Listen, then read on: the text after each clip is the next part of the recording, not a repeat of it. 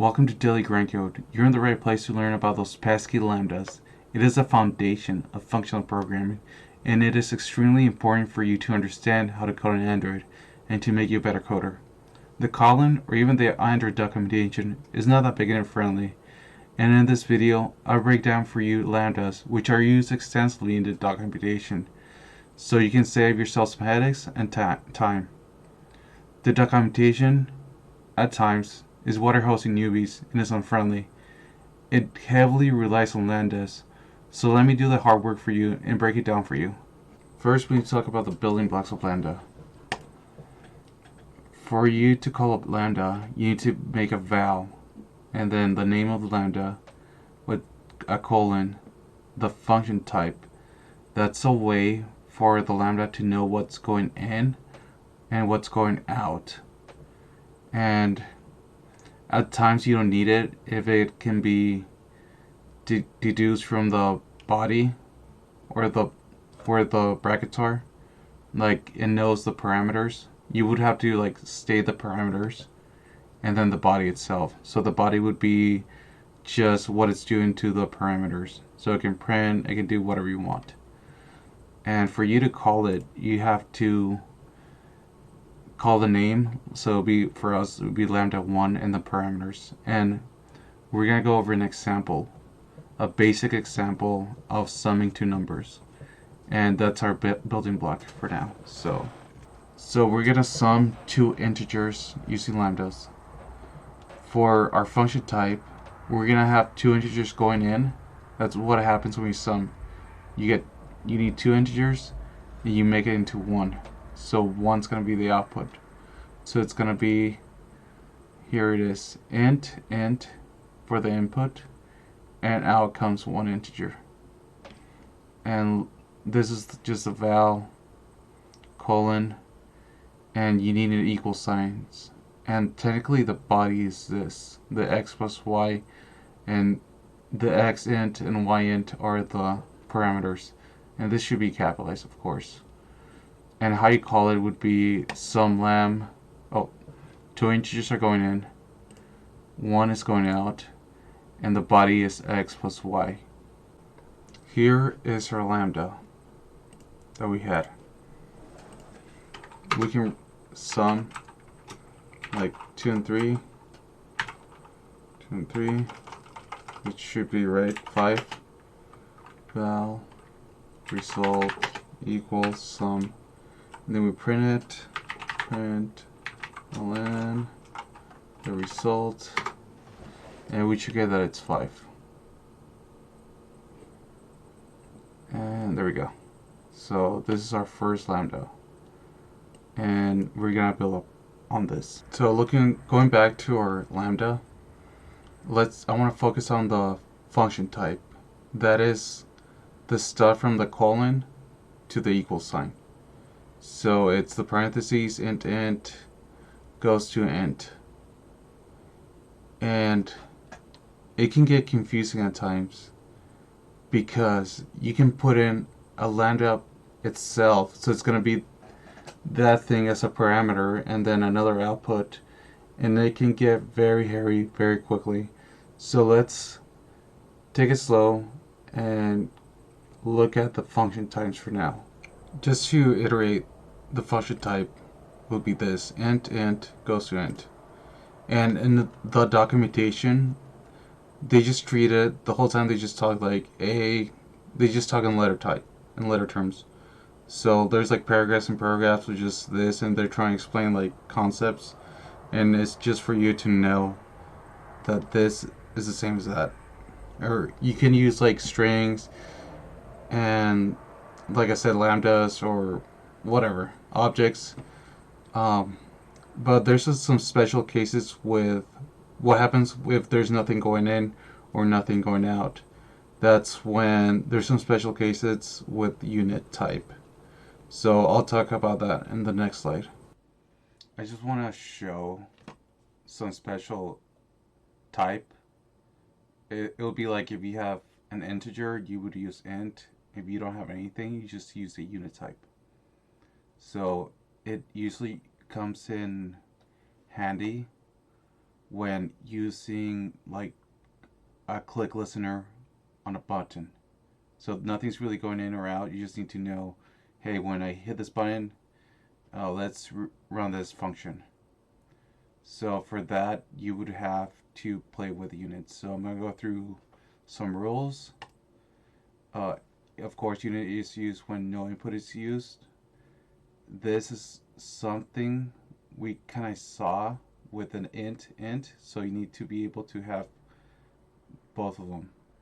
You could have nothing here, and that's allowed. It's implied that this is unit, so you can write unit or nothing here in the input. However, you always need something on the output. You cannot have this empty. So I just want to make that very clear that this is allowed. Unit. This is not allowed. When you have two empty parentheses, you will need a unit at the end. I just want to make that very clear.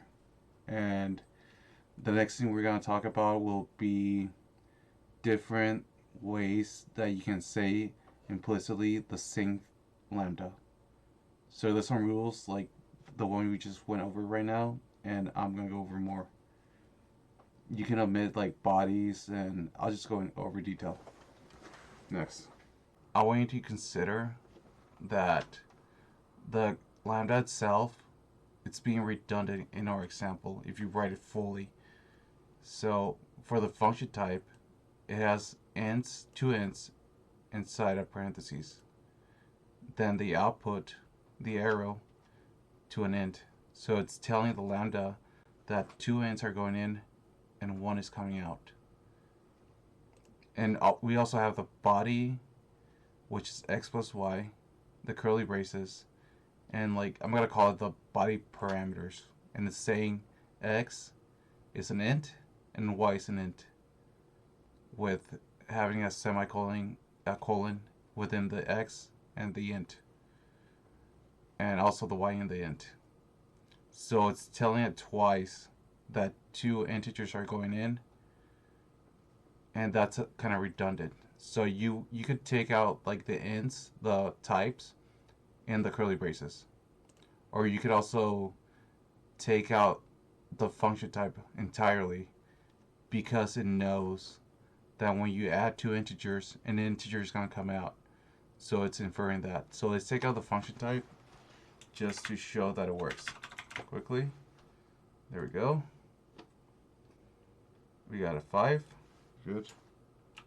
And we can also take out the type on the body itself of the variables. So there, I took it for x, and we don't need the colon and the int for the y. And there we go. So I just wanted the receiver function type. It's a way you can add a lambda to a class or an object on the fly. So this is the terminology they use in Kotlin. A, you need a period. This is a function type for a receiver function. And it's like A, period, parentheses, and the input is B. A is called the receiver object, B is a parameter, and of course C is the output. And we're going to go over an example with integers, so it's easier to understand. So we're going to, remember our first lambda where it sums two integers, we're going to span that into a receiver type. So we can add a method to the integer class with lambdas quickly without having to extend and make a new class and make like a child class and add a new method. We can just add a lambda on the fly. So let's do that quickly. Val sum receiver, and just write R for it, and it's going to be int dot int parentheses the input. This is the first parameter. This is the receiver object. For the first one, we need this and the body. So the output is going to be int. Now we can have the body. Technically, we only have one input, which would be the second int here. So let's call it y. Y.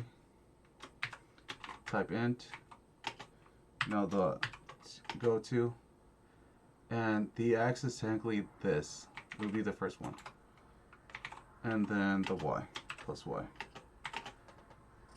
So this refers to this int. This second one is a parameter, which is y, and it's here. So it's basically returning the same thing as the first one. And for you to call it, let's print out. Print, let's say you have, now you can do 3, there we go. This is how you call it. So this is technically the integer, this is another integer, and now a new method was added to the integers. So it's a faster way to just add methods to it. Just keep that in mind. Just to recap, we went over the syntax of Lambdas, the parts inside of the syntax, the body, the parameter, the function type. We went over receiver objects and how their function types need to look.